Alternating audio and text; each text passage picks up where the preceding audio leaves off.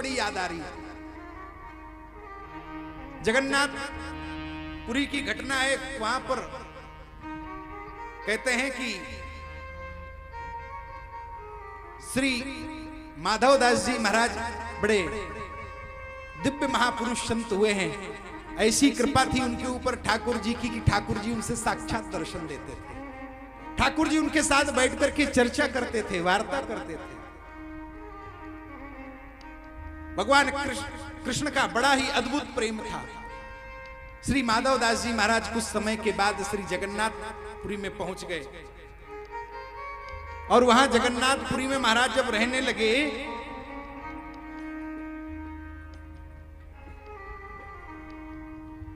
और जब जगन्नाथपुरी में रहते महाराज तो भिक्षा मांगने का काम करते, घर घर जाते, गांव गांव जाते, भिक्षा मांगते। और जब भी कोई किसी से भिक्षा मांगते तो ऐसे परमहंस वृत्ति के वो व्यक्ति थे कि जब भी चाहे कोई जिसके दरवाजे जाते, चाहे जो दे दे और चाहे गाली दे दे तब भी वो ले लिया करते थे, और चाहे कोई मधुकरी दे दे तब भी ले लिया करते थे, चाहे कोई प्रसाद दे दे तब भी ले लिया करते थे। लेकिन उनके मन में कभी नहीं आता था कि हम किसी से कहीं नाराज होकर के, गुस्सा होकर के चले आए। उसी नगर में एक बूढ़ी सी मैया रहती थी और जब भी माधव दास जी महाराज उसके दरवाजे पर जाएं और आवाज लगाएं, अरे मैया कुछ मिलेगा, तो वो कुछ नहीं देती थी, गालियां देती थी। अरे हट्टा कट्टा सा घूम रहा है, अरे इतना हट्टा कट्टा है। और फिर भी भिक्षाटन के लिए निकलता है, कुछ यहां मांगता कुछ वहां मांगता। उस वृद्धा की बात को बुरा नहीं लगती। एक संत ने कहा कि आपको ये इसके दरवाजे बार बार क्यों जाते हो, ये आपको गालियां देती है और फिर भी आप इसके दरवाजे जाते हो। तो श्री माधव दास जी महाराज बड़ी सुंदर बात कहते हैं कि भैया हमें जो ग्रहण करना है हम तो वही ग्रहण करेंगे। अच्छा एक बात बताओ, हमें जो चीज अच्छी लगती है हम वही तो लेते हैं। आपने गौर किया होगा, आपको जो अच्छी चीज लगी हो, अगर यहाँ पर देखो ढेर सारे फल रख दिए जाएं, यहीं पर ककड़ी रख दी जाए, यहीं पर सेब रख दिया जाए, यहीं पर वो करेला रख दिया जाए, यहीं पर मिर्ची रख दी जाए, यहीं पर अनार रख दिया जाए, तो बताइए जल्दी तो कोई मिर्ची को नहीं छुएगा, जल्दी तो कोई करेला को नहीं छुएगा, फल को छुएगा, जो सेब होंगे, केला होगा, अनार होगा। श्री माधव दास जी महाराज कहते हैं भैया उसका मन है वो हमें जो दे रही है, लेकिन मेरा मन ये है कि मुझे जो ग्रहण करना है वही लेना चाहिए, सब नहीं लेना चाहिए। जो लेने लायक है हम उसी को लें। महात्मा ने बड़ी सुंदर बात कही, तो बाबा जाते क्यों जब वो कुछ देती नहीं है। वह वृद्ध महिला परेशान इसलिए थी कि उसके बेटे का जब विवाह हो गया, और जब विवाह हो गया तो उसके घर में कोई संतान नहीं हुई, तो बड़े मन से आ जाते, मन से खिन्न रहती, ये क्यों आते हैं हमारे दरवाजे, क्या जरूरत है इनको। एक बार माधव दास जी महाराज उसके दरवाजे पहुंच गए, और जैसे ही दरवाजे पर पहुंचे और दरवाजे पर पहुंच करके वो पोता फेर रही थी दीवालों पर, जैसे ये कच्ची दीवाल है ना, ऐसे ऐसे पोता फेर रही थी। माधव दास जी महाराज जैसे ही पहुंचे और देखा, अरे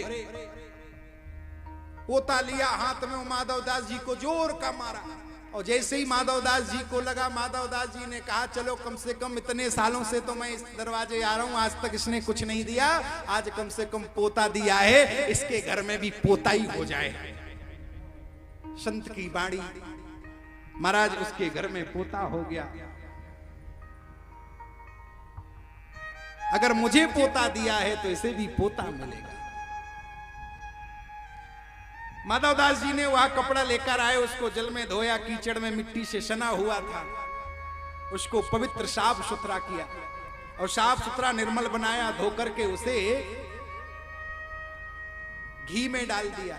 और घी में जब महाराज डाल दिया बाती बना करके, और बाती बना करके जब डाल दिया तो मंदिर में जो ठाकुर जी की सेवा करते दीपक में जला करके, और भगवान के चरणों में वह दीपक रख दिया। वह पोता भी कहता महाराज कितना सुंदर संयोग है, कितनी अद्भुत बात है कि जहां पर मेरी दुर्दशा हो रही थी, जहां पर मुझे लाखों मेरे रगड़ने से कीड़े मरते थे, कितने जीव जंतु मरते थे, आज कितनी अद्भुत बात हो गई कि आज मुझे भगवान के चरणों में शरण मिल गई। धन्य है सत्पुरुषों का संग, धन्य है सत्पुरुषों का संग,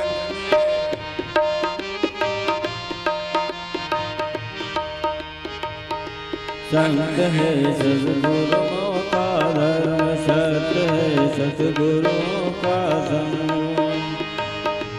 धन्य है सत्पुरुषों का संग, बदल देता है जीवन रंग, बदल देता है जीवन रंग, बदल देता है जीवन रंग। धन्य है सत्पुरुषों का संग, धन्य है सत्पुरुषों का संग, धन्य है सत्पुरुषों का संग, सत्य है सत्पुरुषों का संग।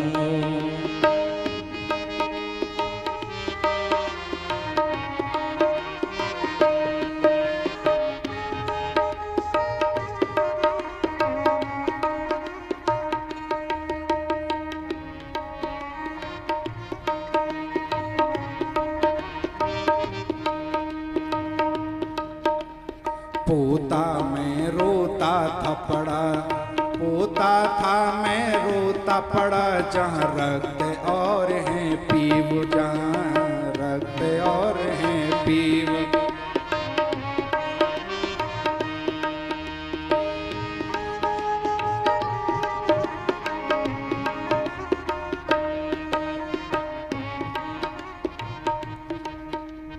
चौके में फेरा जाता, मरते थे लाखों जीव जहान, चौके में फेरा जाता था, मरते थे।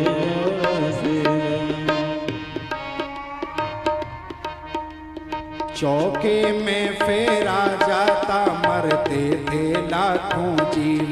आ गया था जीवन से तंग, आ गया था जीवन से तंग। धन्य है धन पुरुषों का संग, धन्य है सत्पुरुषों का संग, संग है सत्पुरुषों का संग। धन्य है सत्पुरुषों का संग, धन्य है सत्पुरुषों का संग, धन्य है सत्पुरुषों का संग, संग है सत्पुरुषों का संग। और क्या किया? उसी कपड़े को लेकर के माधवदास जी महाराज ने जल से धोकर साफ किया, फिर दीना घृत में डाल, देखो दिया घृत में डाल, दीना दिया घृत में डाल। इसी तरह हरि मंदिर पहुंचा, देखा ठाकुर द्वार, देखो देखा ठाकुर द्वार, देखा ठाकुर द्वार। बन गया पूजा का अर्धंग, बन गया पूजा का अर्धंग। धन्य है सत्पुरुषों का संग, धन्य है सत्पुरुषों का संग, धन्य है सत्पुरुषों का संग।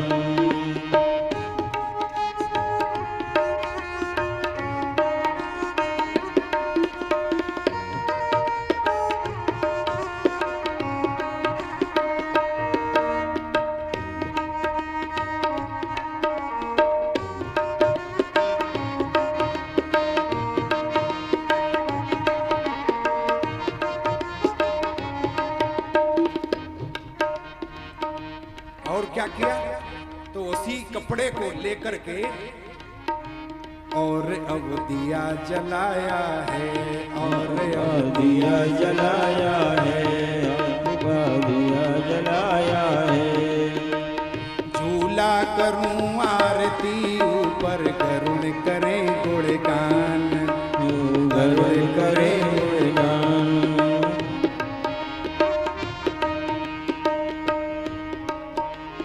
देते हैं मेरे प्रकाश में दर्शन दीनानाथ, हो दर्शन दीनानाथ, हो दर्शन दीनानाथ। और क्या बोले, भगवान का दर्शन भी हो जाता उसी दीपक के उजाले में। भक्त जन लेकर हृदय उमंग, भक्त जन लेकर हृदय उमंग, धन्य है सत्पुरुषों का संग, धन्य है सत्पुरुषों का संग, धन्य है सत्पुरुषों का संग, धन्य है सत्पुरुषों का संग, धन्य है सत्पुरुषों का संग, धन्य है सत्पुरुषों का संग, धन्य है सत्पुरुषों का संग, धन्य है सत्पुरुषों का संग, धन्य है सत्पुरुषों का संग, धन्य है सत्पुरुषों का संग। क्योंकि जीवन में सत्य के मार्ग पर चलने वाले व्यक्ति का अगर मेरे संग आ जाए, ऐसे ही भगवान माधव दास जी रोज समुद्र किनारे घूमने जाते, तो एक दिन घूमते घूमते भगवान प्रकट हो गए। भगवान प्रकट हो गए, माधव दास जी महाराज से बोले कि माधव दास जी, हाँ बोले, और इतना कहें भगवान चुप हो जाए। माधव दास जी ने पूछा कि महाराज प्रभु आप उदास क्यों हो? भगवान बोले कुछ नहीं, थोड़ा मन नहीं लगता जगन्नाथ में। बोले प्रभु क्यों मन क्यों नहीं लगता? अरे यहां तो हम हैं, हमसे कहो।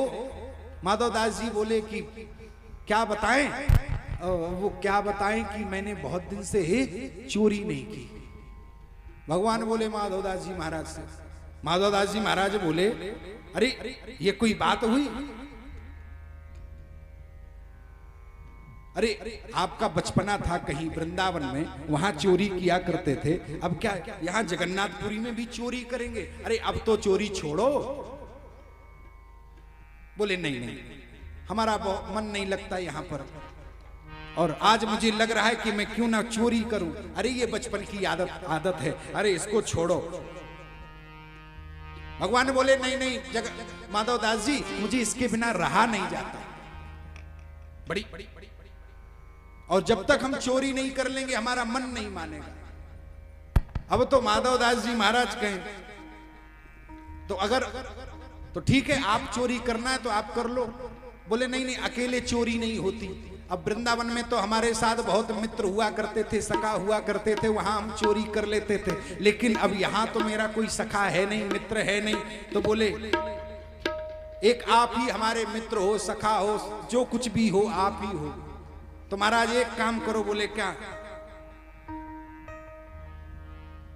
महाराज बोले तो एक काम करो।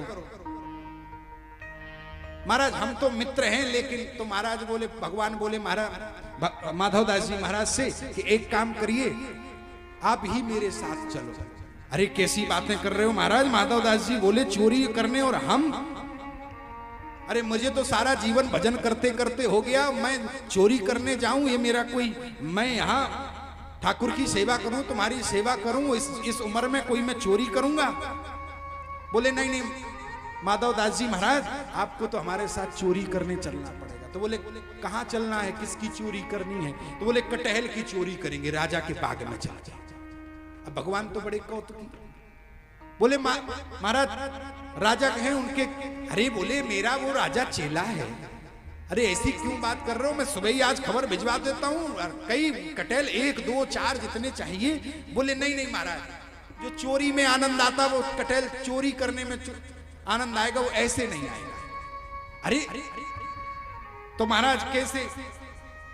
मजा तो चुराने में ही आता है, मांगने में नहीं आता। अच्छा आपने भी देखा होगा, कई लोग होंगे उन सामने वो जरूर तुमसे कुछ नहीं मांगेंगे, और आप खेत से बगल में निकले तो पहले वो तुम्हारे खेत से कुछ ना कुछ चना उखाड़ेंगे, मटर उखाड़ेंगे, अमरूद तोड़ेंगे, और फिर अपनी जेब में भर कर जल्दी से भाग कर निकल जाएंगे। माधव दास जी महाराज बोले महाराज हमसे तो चोरी ना हुई। बोले तुम चिंता ना करो, हम तुम्हें सब सिखा देंगे, तुम तो बस चलो। माधव दास जी बोले अरे ये ठीक नहीं है। महाराज बोले, भगवान बोले महाराज से कि एक काम करो, आप तो चलो चोरी करना हम सिखा देंगे। बोले क्या करना पड़ता? बोले बस चलो।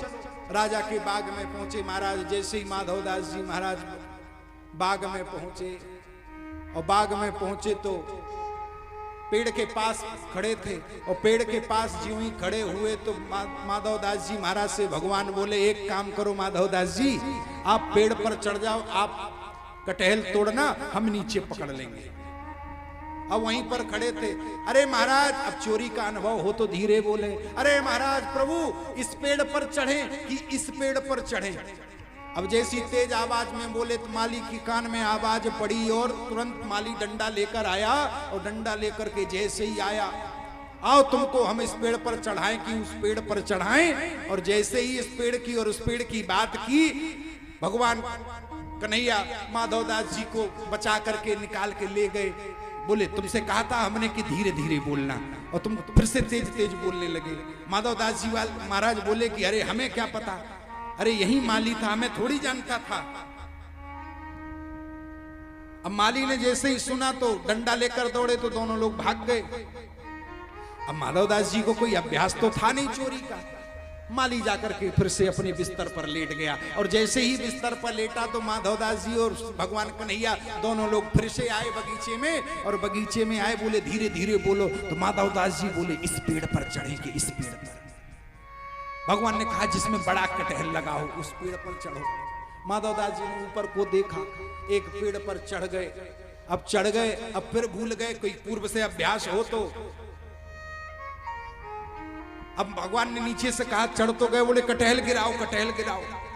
ऊपर से चढ़े कटहल गिराने के लिए। अब ये बोले ये वाला कटहल गिराएं कि ये वाला कटहल गिराएं। अब जैसे ही अब पेड़ से नीचे तक आवाज आने में थोड़ी तेज आवाज हो गई, और जैसे ही कहा ये वाला कटहल गिराएं कि ये वाला कटहल गिराएं, माली के कान में फिर से आवाज पड़ी, डंडा लेकर आया, अभी मैं आया, ये वाला गिरवाएं कि वो वाला गिरवाएं। अब भगवान तो कौतुकी अंतर ध्यान हो गए, अकेले माधवदास जी पेड़ पर टंगे।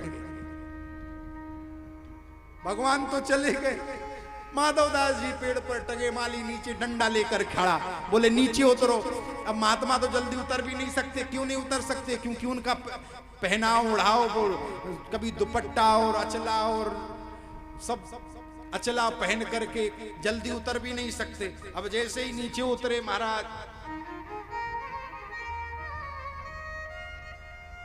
अब माधवदास जी धीरे धीरे नीचे उतर कर जैसे ही आए तो पीठ में 2 डंडा लगाए। अब डंडा लगाए और रात में रस्सी से बांध दिया एक पेड़ से। महाराज जैसे ही डंडा लगाया, पेड़ से बांध दिए, रात भर बंधे रहे। सुबह हुई, कहा तुमको राजा के दरबार में सुबह पेश करेंगे। अब राजा के दरबार में सुबह पेश करेंगे। सुबह सुबह हाथ में रस्सी बांध करके माधवदास जी महाराज को लेकर जा रहे थे। राजा साहब सुबह जागते, वहां से राजा साहब चले आ रहे थे। इधर से माली माधवदास जी को बांधे हुए ले जा रहा था। अब जैसे ही वहां लेकर पहुंचे, राजा ने देखा, अरे हमारे माली हमारे गुरुजी को बंधक बनाए हैं। अरे छड़ी लेकर के दौड़े। माधवदास जी महाराज बोले उसको कुछ मत कहो, उसको कुछ मत कहो। बोले आपको बंधक बनाया, आपको रस्सी से बांधा? तो बोले माधवदास जी महाराज बोले जब हम बंधने के काम करेंगे तो बांध ही जाएंगे। तो बोले ऐसी क्या बात हो गई कि तुमको बांधना पड़ा महाराज? कैसी? हाथ जोड़ करके राजा खड़ा माधवदास जी महाराज के पास। बोले चलो घर पर बताएंगे, जो कुछ भी बताएंगे। राजा साहब लेकर घर गए। माधवदास जी ने स्नान किया, राजा साहब बैठे, माधवदास जी ने पूरी कहानी सुनाई। और जैसे ही माधवदास जी ने पूरी कहानी सुनाई, कहते हैं चोरी करने को नहीं मिली, मजा नहीं आ रहा है, सखा नहीं है कोई,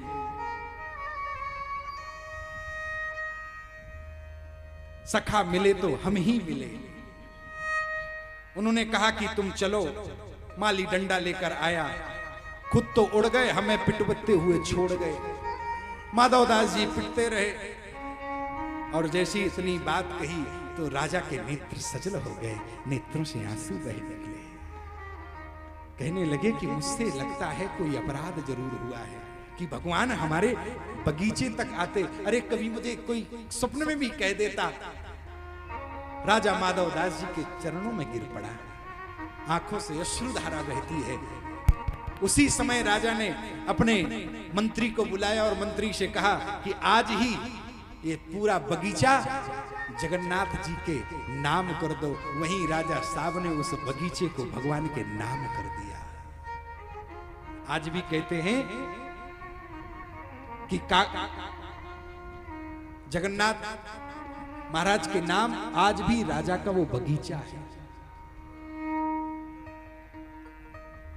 उस बगीचे की लिखा पढ़ी हुई सारी लिखा पढ़ी जब हो गई,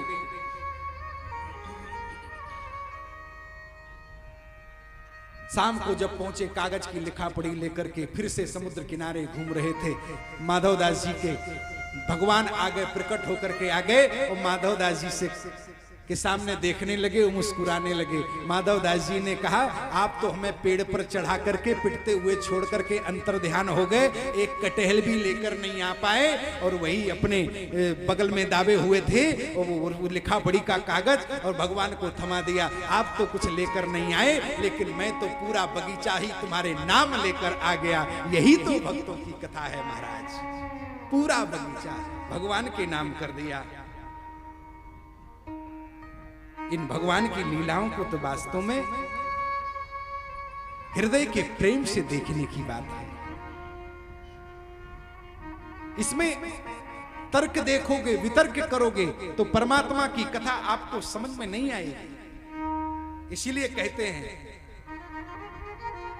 जो परमात्मा हरदम चैन की बंसी बजाते रहते हैं, श्री कृष्ण की लीला है, बड़ी आनंदमय लीला है, ऐसी सुंदर। क्योंकि भगवान तो प्रतिकूल परिस्थिति में भी बंसी बजाने का काम करते हैं।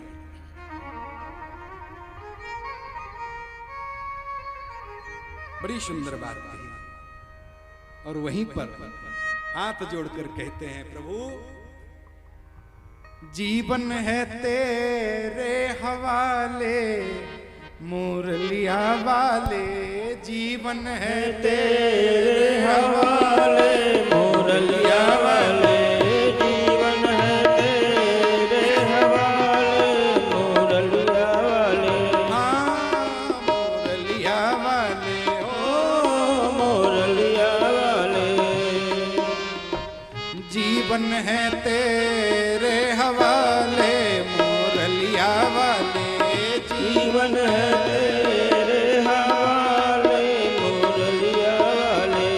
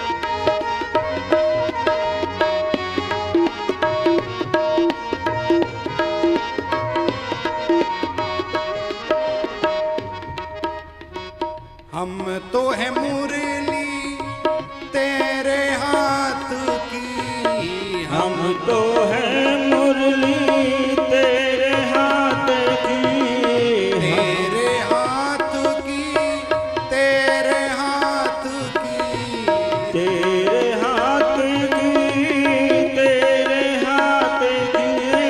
चाहे तू जैसे बजा ले मुरलिया वाले, चाहे तू जैसे बजा ले मुरलिया वाले, जीवन है तेरे हवाले मुरलिया वाले, जीवन जीवन है तेरे हवाले मुरलिया वाले।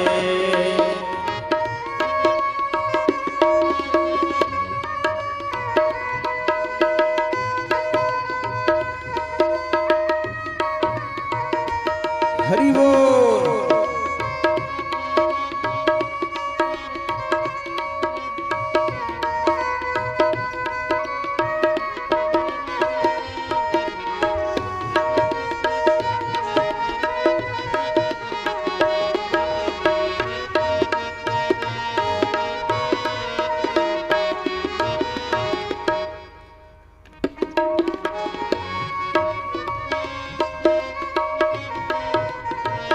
मेरे अपने हुए हैं बेगाने, मेरे अपने हुए हैं बेगाने।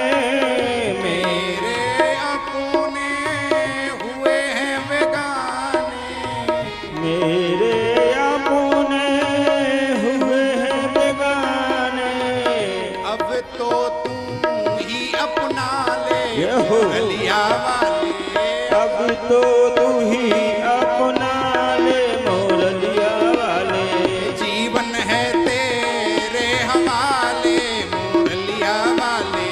जीवन है तेरे हवाले मुरलिया वाले।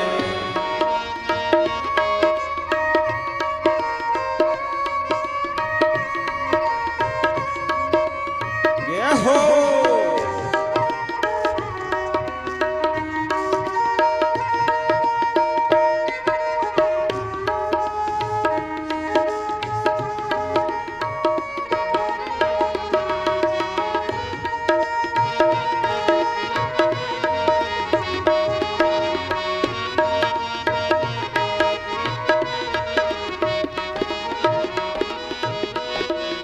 हम दीवाने सब तेरे मोहन।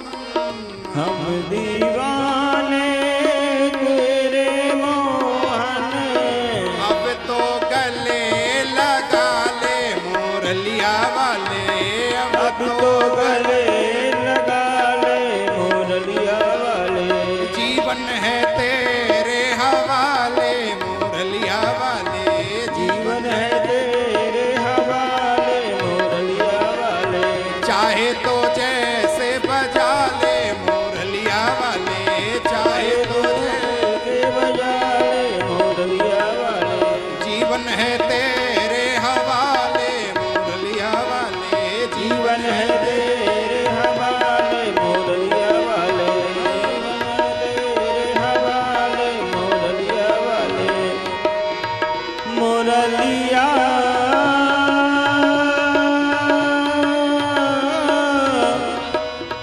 मुरलिया वाले। मुरलिया वाले।